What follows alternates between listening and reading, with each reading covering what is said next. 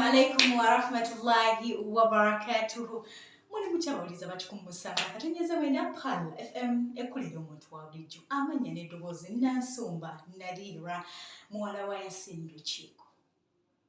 Bannange abalungi tugenda mu Eid al-Adha mbaagaliza Eid ennungi gwe n'abantu bo bonna bemmanyi ne besimanyi tubaagaliza awaliriza abafu abalungi Eid ennungi. Tusaba kitiibwa Allah tuseeyo nga tuli balamu.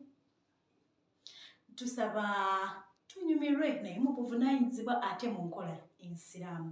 Njagaliza Eid eno mamange omulungi Hajjati Nuriyat Namuwonge ali awo e Namataba Mukono, taata wange Mwami Yasin Lukiiko nkwagaliza Eid ennungi, baganda bange, abantu bange mwenna, mikwano gyange mwenna, omwami wange, abaana bange mwenna bannange mbaagaliza Eid ennungi. Nsaba kitiibwa Allah abeere ng'abakola ki agibaleetera mu bulungi ddala. Mweyagale munyumirwe naye mu nkola ensiraamu. Nansumba Nalira, assalamu alaikum.